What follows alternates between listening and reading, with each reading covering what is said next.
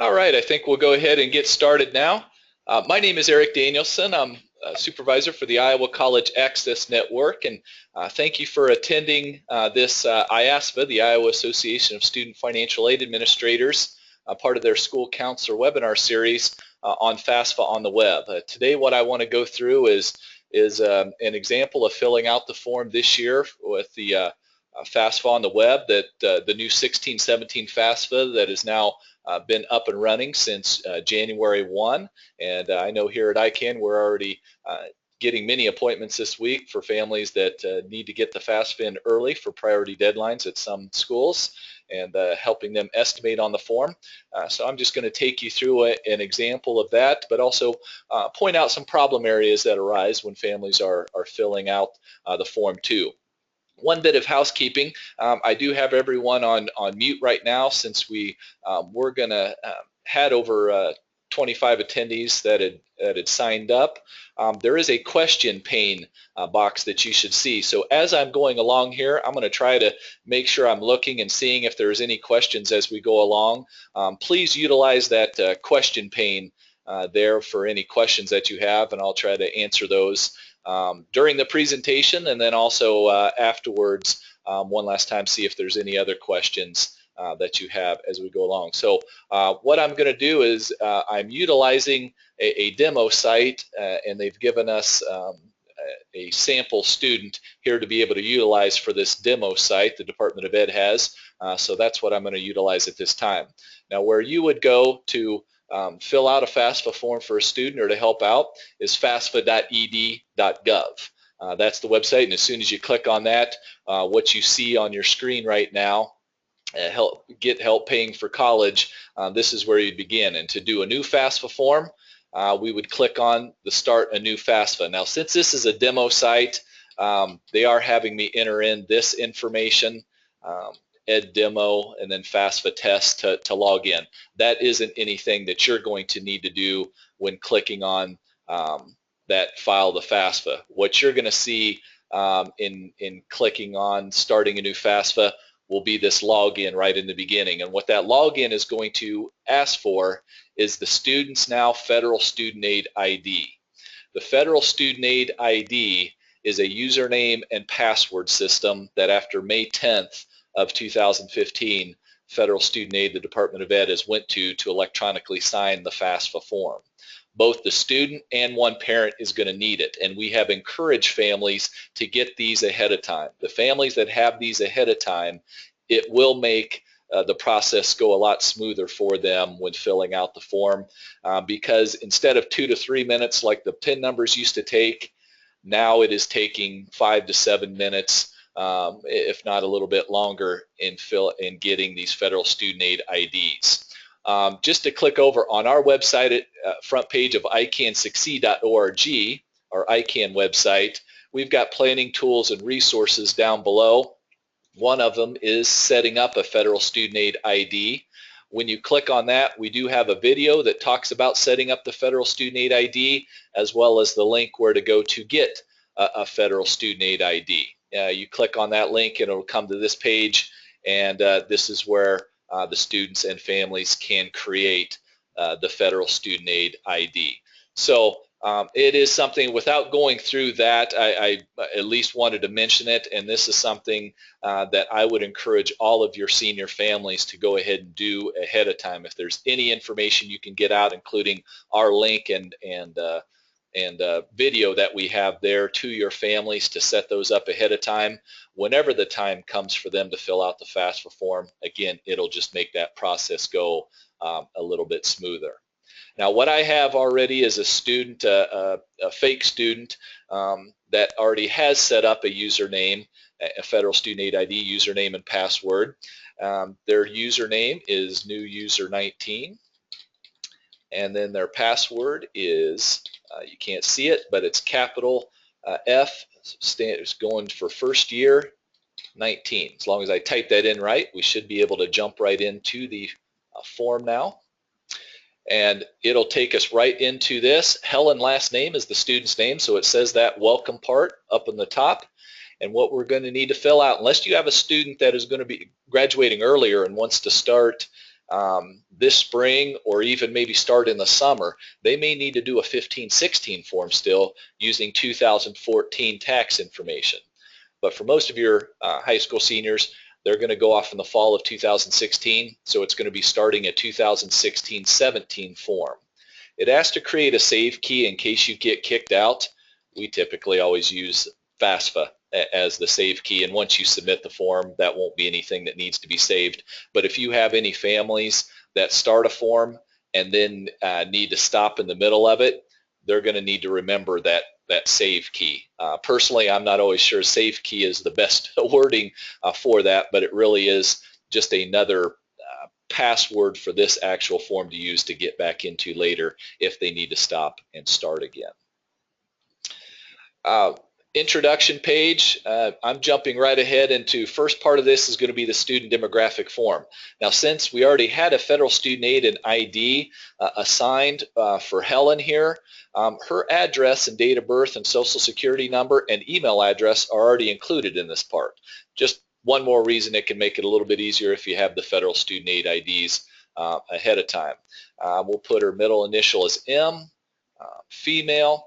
She is from Maryland. Has she lived in Maryland for at least 5 years? We're going to go ahead and say yes on that, but if it was no, it's going to ask if a student has been a legal resident of, say, if it was Iowa, before January 1 of 2011. If that is no, then it's going to ask the month and year they became a legal resident or moved into the state.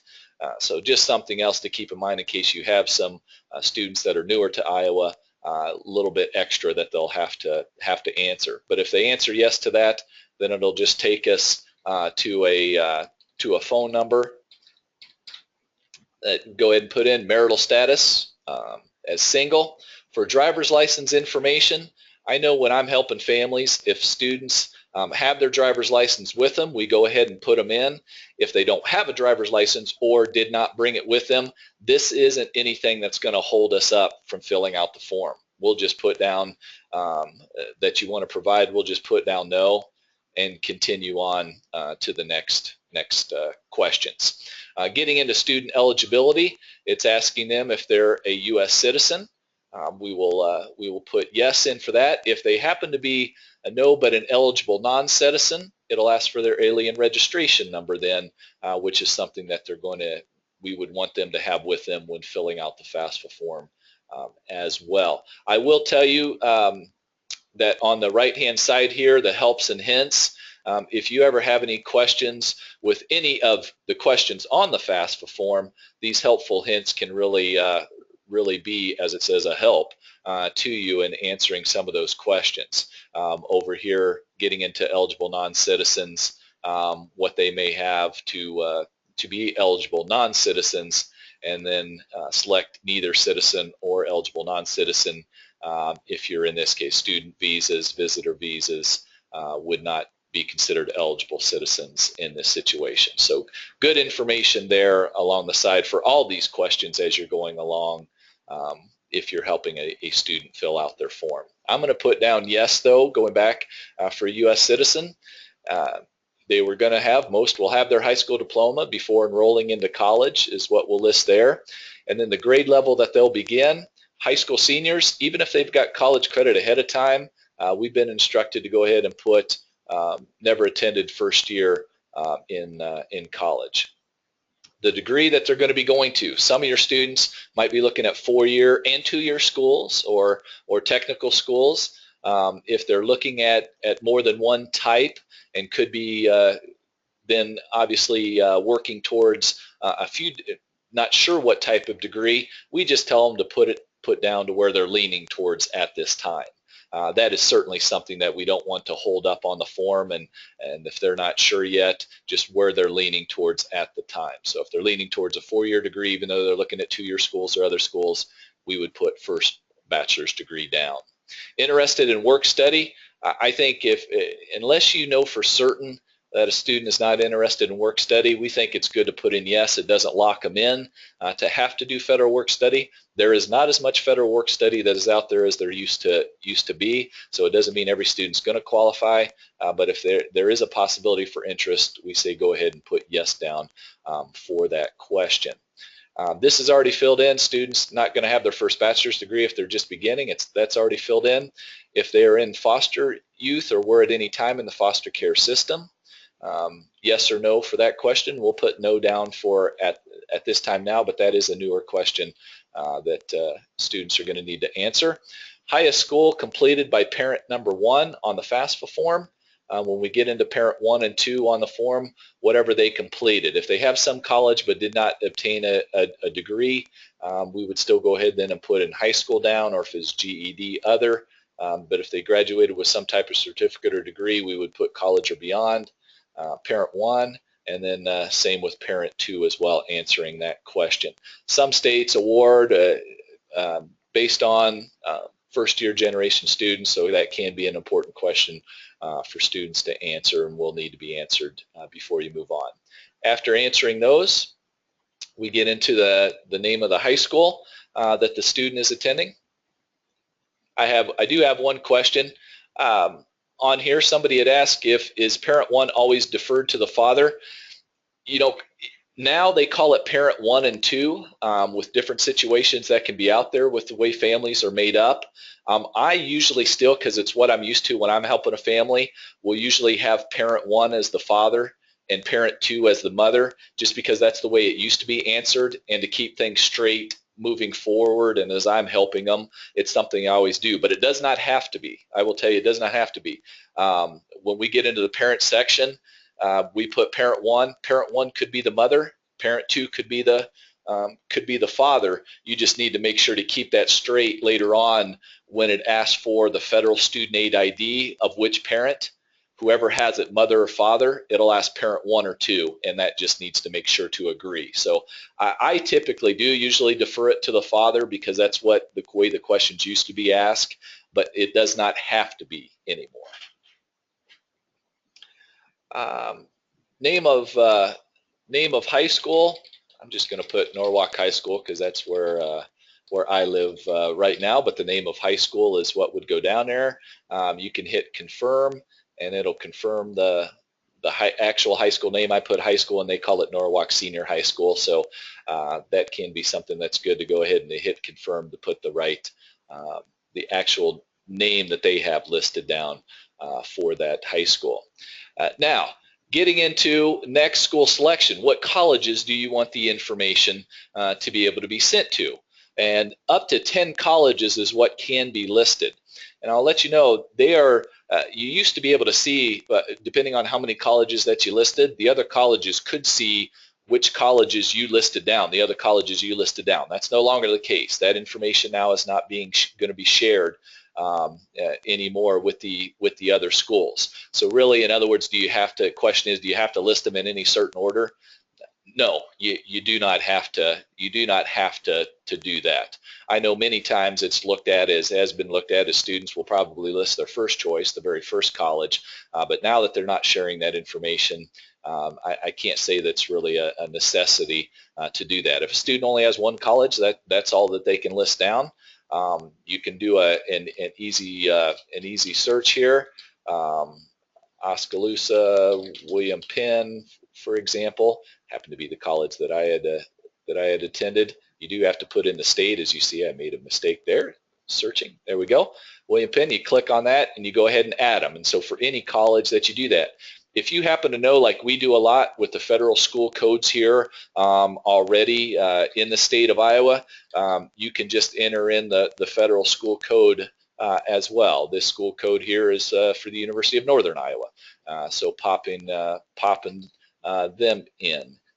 If you have it looking, for example, we do a lot here in the Des Moines area where I'm at for DMAC. That's one that remember as well.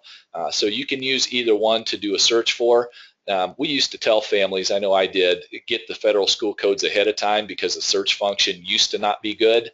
Now the last 2 or 3 years, the search function, they've made major improvements in that. So I don't think it's a necessity to have the codes if families are doing it themselves or if you're helping them with it. The search function really is a big help now, especially I know for us, out-of-state schools, when we don't remember the federal school codes or have that list, the search function now is a huge help, and again, a lot better than what it used to be. After you put down the colleges up to the 10 that you want, it will ask for housing plans if they're going to be on campus. You would include all that. Say here, if I was living in the Des Moines area in DMAC, maybe I'm living at home, I would list with a parent if I wasn't going to live with a parent. But technically, for example, DMAC, it is their housing, even that is really near or on their campus, is run by somebody else. It's technically considered off campus, at least at the Ankeny campus, so I'd put off campus. For that. If you ever have any questions on that, you can certainly ask the college and ask us. If a student's going to live in an apartment off campus, say at Northern Iowa, you would put off campus there as well. But listing the housing plans, you will want to do that. Again, this is another one where I would put for the students as wherever they're leaning at the time filling out the form. Because something could change and all of a sudden, instead of living off campus, student decides that they're going to live on campus at Northern Iowa. It's not really anything on the FAFSA form you'd necessarily have to change. Generally, you would just notify the college directly of that. If they want you to make the change later on the FAFSA, they can let you know. But what we tell students and families, just where you're leaning towards at the time of filling out the FAFSA form. After the colleges, now we're getting into dependency status questions that are directed to the student. A few of them, depending on what's already been answered, are already answered. The top three here for us, the date that they were born, if they're married, if they're working on master's or doctorate program at the beginning of school year. Again, some of this logic where some of the questions are already filled in. Will they have any children who receive more than half their support from you? I know for the majority of these are going to be no for students that are high school seniors. If they have dependents that live with them that they support. Are they on active duty in the armed forces? If they're a veteran of the armed forces. And as you see on the help and hints side, it'll help answer some of these questions. At any time since you turned age 13, were you in foster care or dependent or were the court? Now that is one that we do see a little bit more of, if any high school senior could answer yes to. And if any student would be able to answer yes to one of these dependency status questions coming up, they would be independent and would not need parent information on the FAFSA form.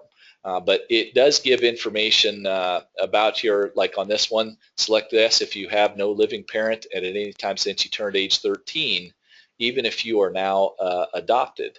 It's just some good helpful tips over here, as it says, in helping to fill that out. If you ever have any questions on how a student should answer a question besides looking at this helps and hints, please don't hesitate to contact us at the Iowa College Access Network, and we will certainly try to answer those questions for you.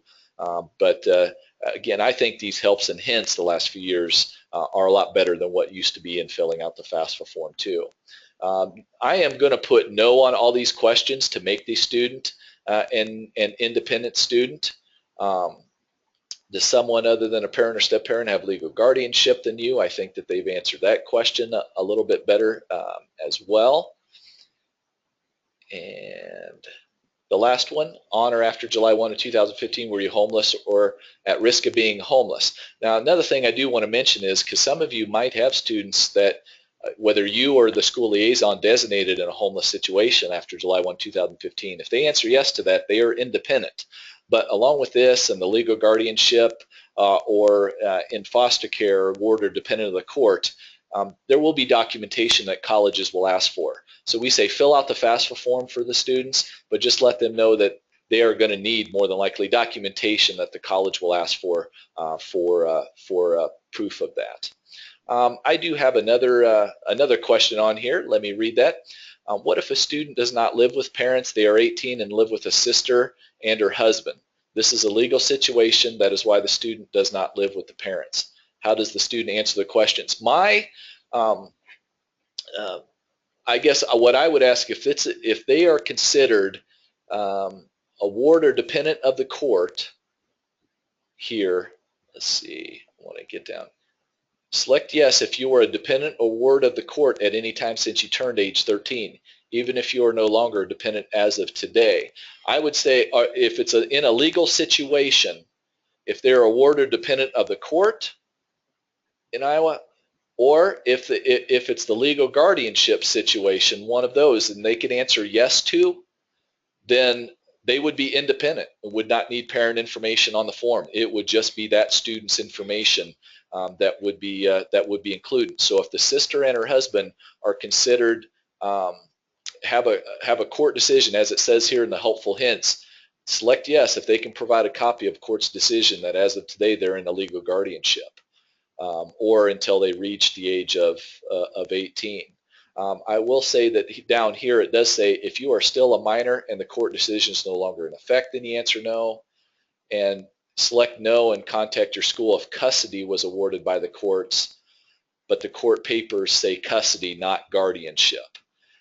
Say no at the time and then contact the schools to see if they want to look at that for some type of professional judgment. So that's the way that I would answer that question. I'm hoping that if they were put in a legal guardianship with a sister or husband, it says that on the court papers, then they would click yes to this question. And again, they would answer just to show you they're a household of one in their household, and they would move on. Parent information would be able to be skipped, and they would not need, they would only need to include their information on the form. I am going to, though, again, for these purposes, and again, please feel free to ask any questions as we're going along here. I'm trying to, again, monitor that question box along the side. But I'm going to now put no for this student, Helen. And the next thing now we're going to get into is we will provide parent information on the form.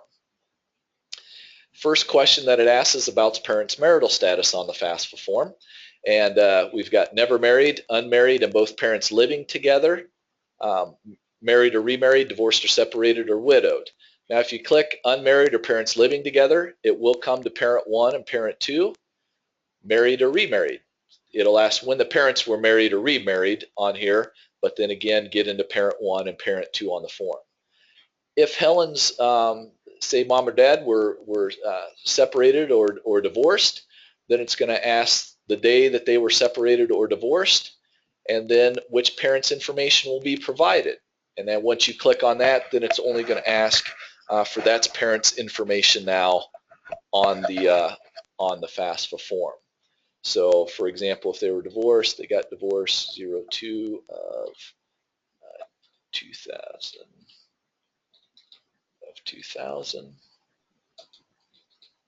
Whoops, I didn't enter that right. I'm sorry. 02, month and year, not the date. Month and year of 2002. We're going to just use mothers. Now it's just asking for mother's information that's going to be on the FAFSA form. For this purposes, just to show you a couple things, I am going to put that the parents are married.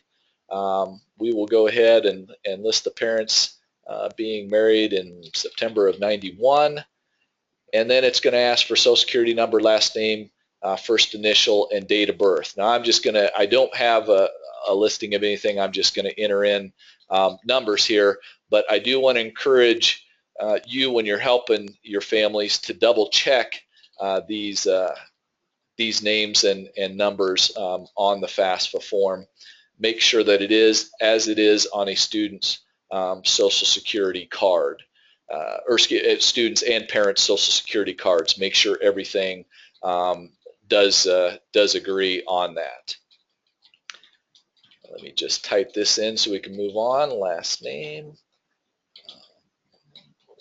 1973, and then parents' email address. This is more for the college information. Mom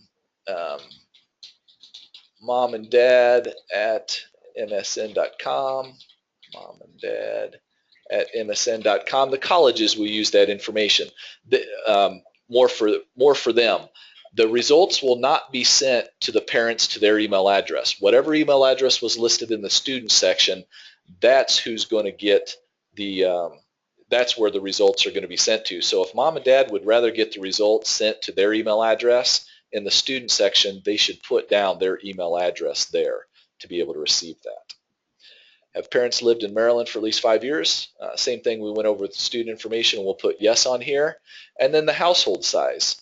Now this is information, if you need help in filling it out, it'd be both parents, the student, and then any other children. Let's say that there's one other child, and other people that live with parents, or parents provide more than half their support. Maybe a grandparent's moved back in. and lives with them. If they're going to be providing that grandparent over half their support between July 1 of 2016 and June 30th of 2017, they will be able to count that grandparent. But that is something that they're actually looking ahead for that. So we'll count it. Let's say that there is a grandparent that lives with them. Calculate it. We have 5, and we'll just say 1 in college. If there's more than 1 student in the household that's going to college at the same time, say they have twins, Helen is a twin, they would actually need to do a FAFSA for each student, but they would put 2 down for that number in the household there. For here, these purposes, I am just going to put 1 at this time. Now, it says, I've got a question that says, what if a parent does not have a Social Security number, but they are here on a work permit, and they have a Social Security number just for work purposes, so that they can file taxes? What do they enter here? What they would enter here would not be that work one. What they would actually put in would be all zeros for this question. So if the parent does not have a Social Security number, it's just a work one, but not for work purposes. But if they do not have an actual Social Security number beyond that, they would enter in all zeros for that question. And we are going to move on. After we do this, now we get into tax information. For the tax information, right now many families are needing to estimate on the form. If they've already completed taxes, then they'll hit this. It'll ask them how they filed, which in this case would be a married joint return, and then ask them if they've done an amended, Puerto Rican or foreign, or if they filed in the last 3 weeks. If they've filed longer, if they filed a month ago and we put no on this, then it can get into trying to have them link their FAFSA to what's called the IRS data retrieval process. Now, I do not have a parent's FSA ID. They did not give me one for this example, so we're not going to link to that. But I do want to mention, if you're helping families who have already had their taxes completed for 2 to 3 weeks and they do not owe anything on their taxes, this is something that you might be able to do in bringing in most of their tax information in from the IRS. If they can do that, that is really what I like to say is the ultimate way in filling out the FAFSA form. And I think next year, when we go to what's going to happen with an earlier FAFSA, and you're going to need to use what's called prior tax year. So next year on the FAFSA form, you are also going to be using 2015 taxes, which should be completed. This is something most families are going to be able to utilize right away, even when initially filing the form. There are some families that can do it, but not the families right now that have early deadlines for getting in their FAFSA. Most are going to need to estimate anyway, and many, even if they can get their taxes completed, some can't wait to 2 to 3 weeks to beat a priority deadline at a college, and still are not going to be able to utilize this. But I did want to at least mention it and show that that's something that could be available for some of your families, especially later on, to utilize. If they filed 2 to 3 weeks ago, but they still owe on taxes, the data retrieval is not going to work in that case either. Honestly, I wish it would, but unfortunately it doesn't if they still have what the IRS calls a balance due on their taxes. In this case, I'm going to say that we've already completed, but yes, it's been in the last 3 weeks, so we're not going to go through the data retrieval process, and we're going to manually enter in financial information. Most parents are going to do the long form, the 1040. Not all of them, but many are going to do the 1040. And it gives you, the nice thing is if they have their taxes done, it gives you the line numbers to go off of. If you have to estimate with a family, some of the line numbers are the same from what it looks like, what is going to be from 2014 taxes. If a family needs to estimate on the form, we will tell them to bring in their 2014 taxes as well as last pay stub or W-2 forms. Bring in all that for us to try to come as close as possible to a good estimate on the FAFSA form. But the line numbers seem, for the majority of them, seem to coordinate between what was in 2014 and 15 from what I've seen so far. Line 37, usually what's at the very bottom of the 1040, adjusted gross income. Let's just put in $80,000 right now. and then splitting up what parent 1 or parent 2 has earned from working. If that's the father, you listed as parent 1, putting in what they earned from working. Let's say it's $45,000 that they earned from working, and let's say that mother, it was $50,000 what she earned from working last year.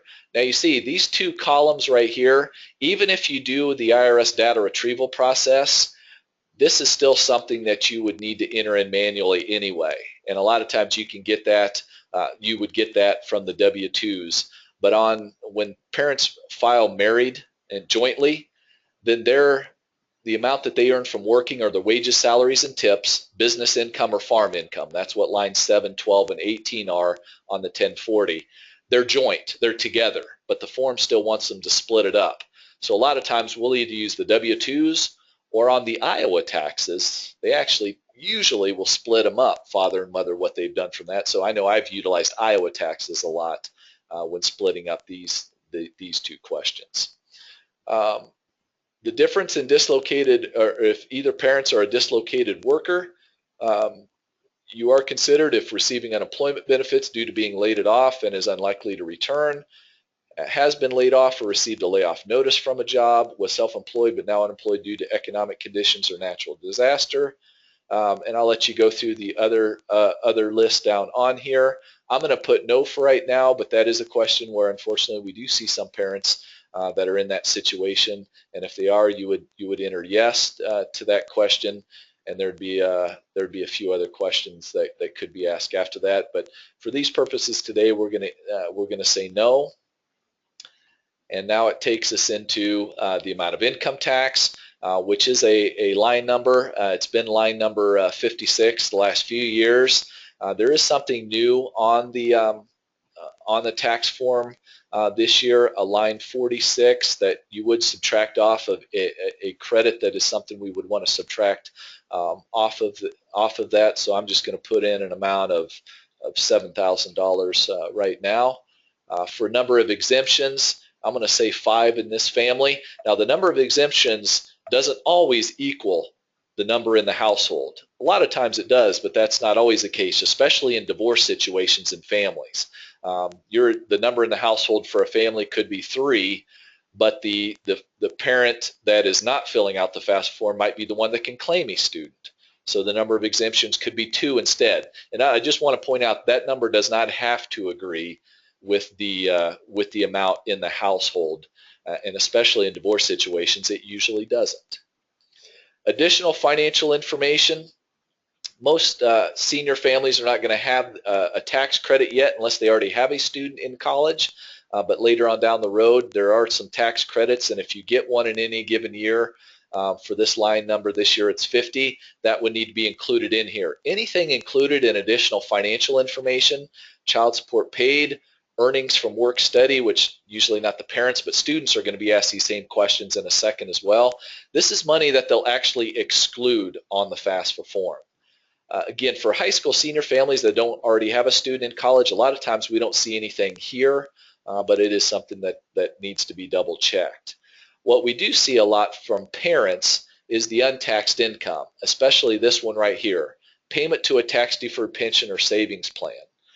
If you have a family that is contributing, they contribute to a retirement account through work, like a 401k, 403b, whatever they contributed, they do need to list that down of their own money, untaxed, needs to be put on the form here.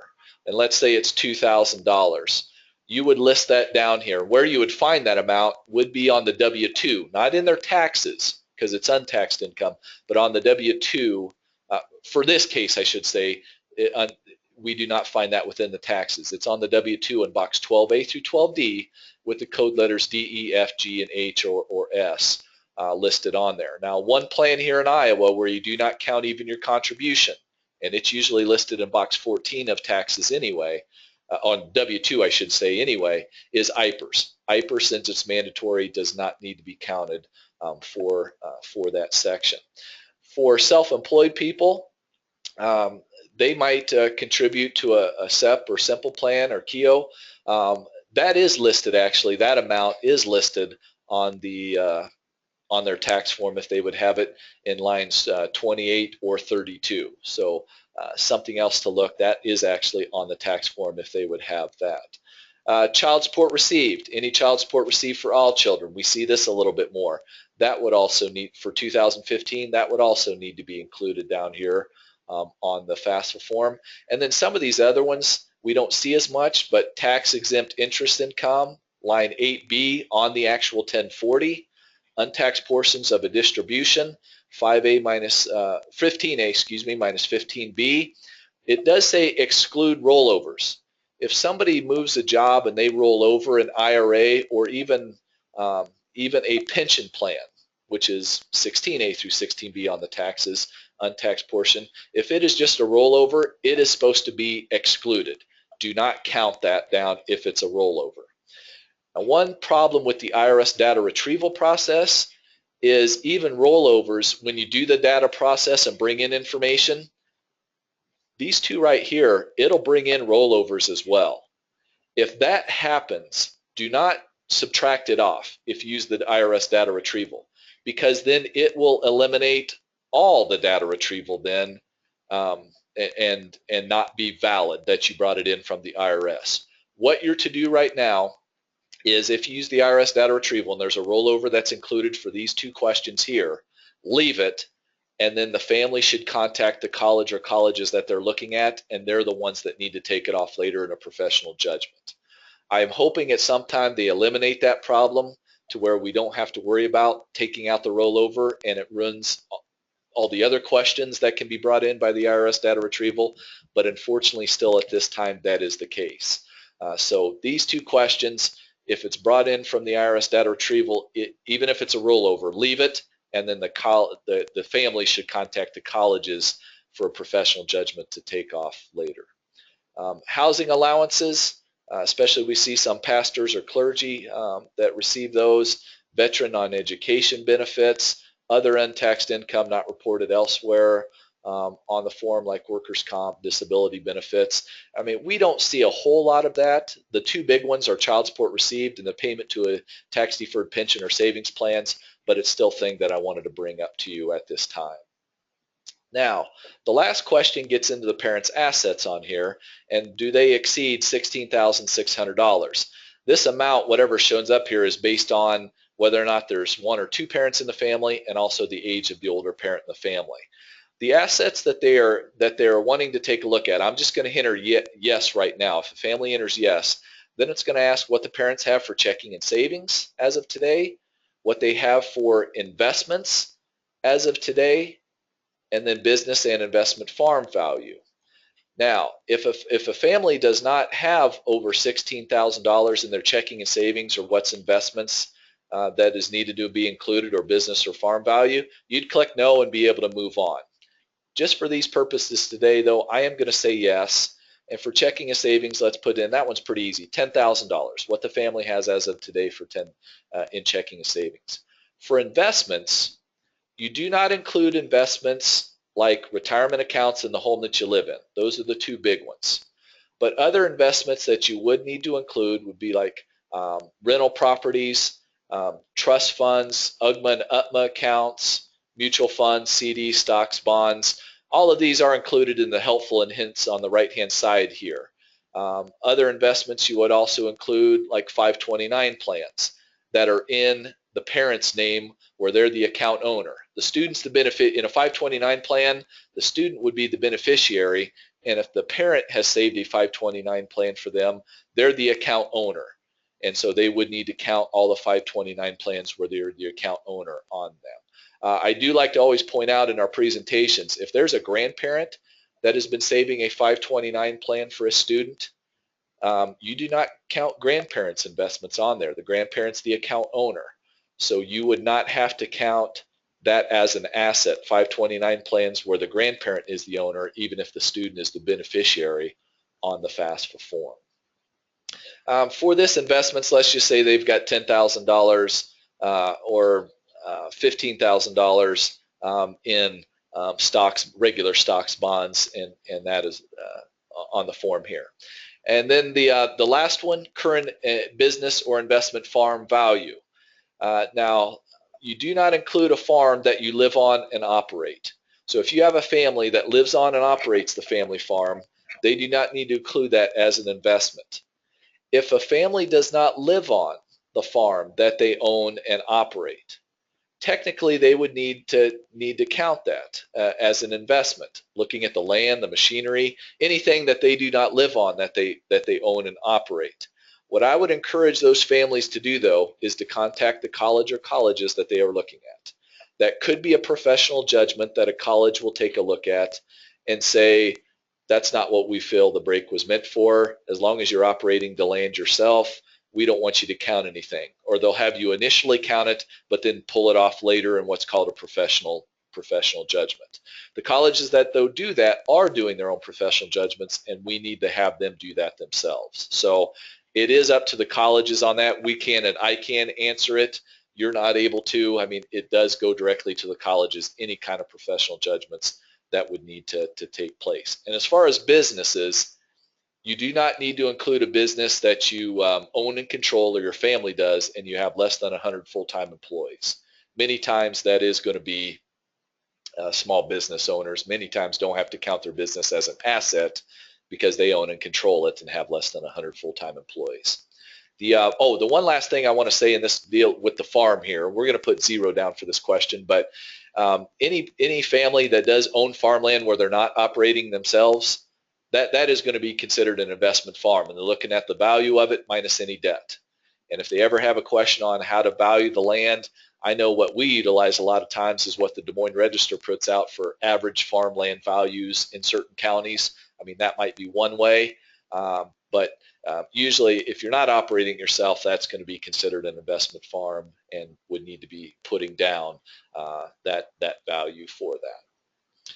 So after doing that, that is all the parent information that would go on the form. The next thing would be student tax information.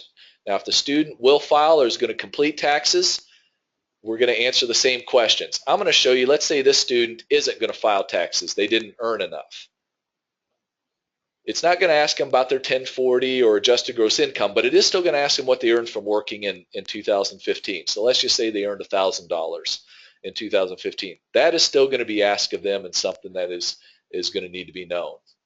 And then it's going to take the students through the same additional financial and untaxed income questions too. There are a few that aren't being asked here since they didn't file taxes, but if they did file taxes, it would also ask them about any pension distribution, IRA distribution, take them through all of that too.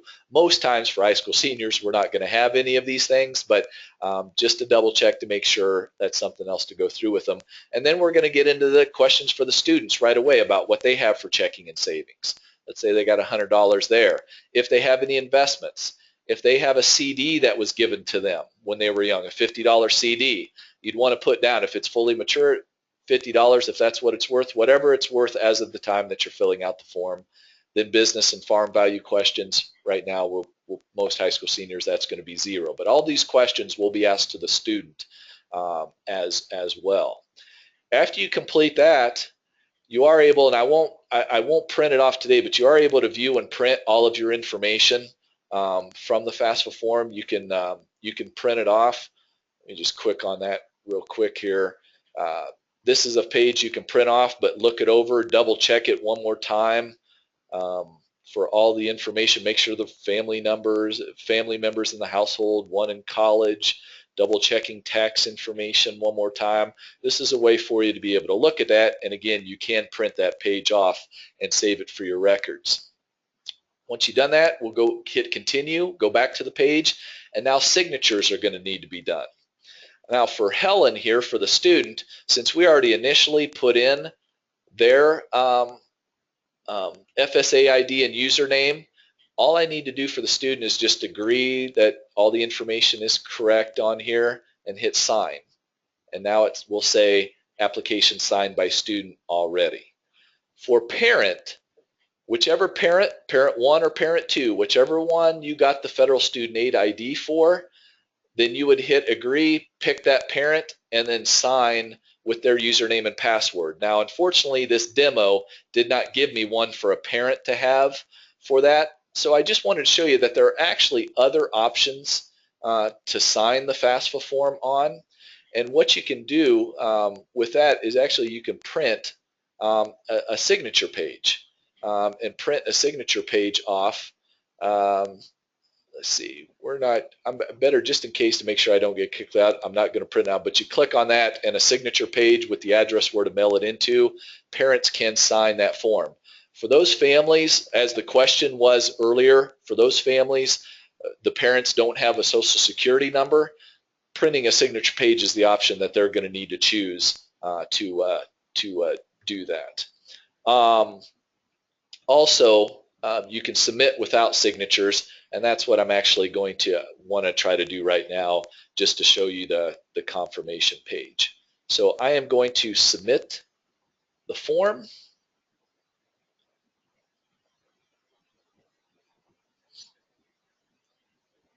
And hopefully it worked yesterday for me.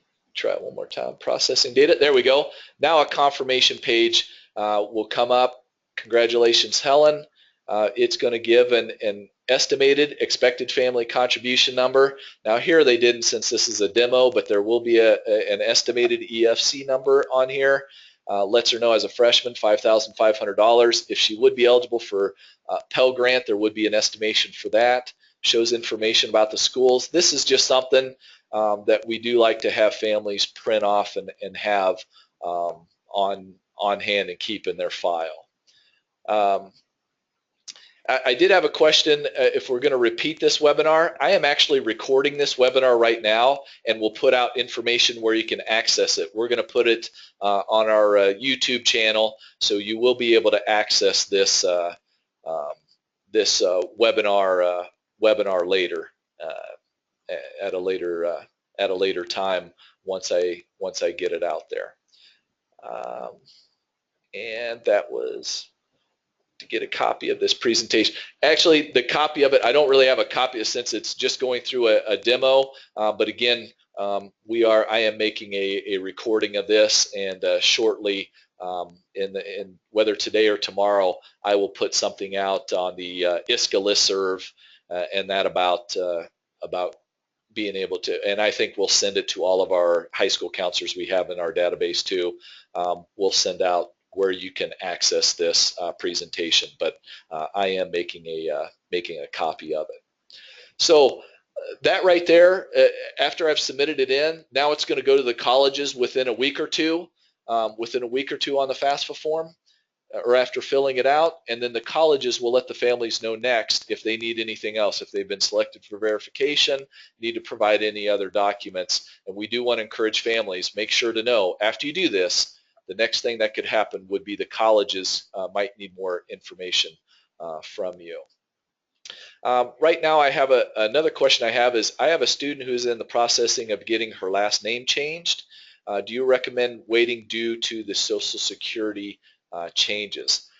Honestly, I think that probably would be best to go ahead and wait on that, especially if it's not going to take too much longer and she can still get the FAFSA form in by the priority deadline that the college has. That would probably make everything go a lot smoother.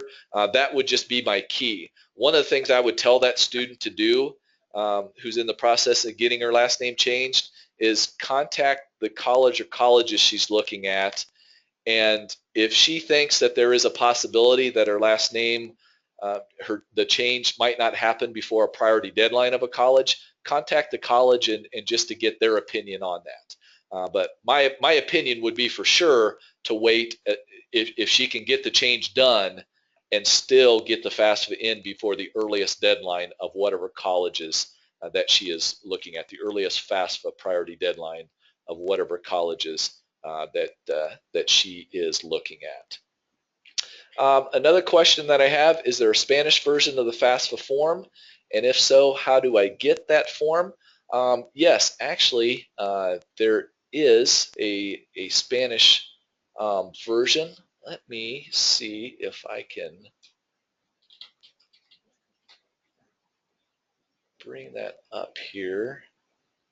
Let's see. Sorry, I don't have, front page of the FAFSA click on, if you see in the right-hand corner here, in Espanol.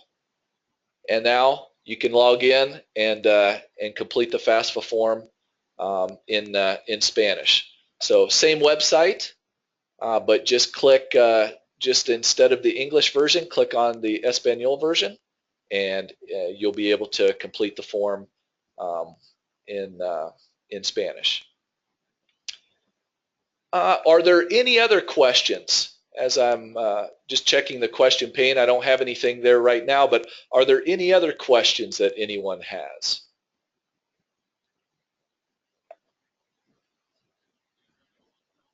All right.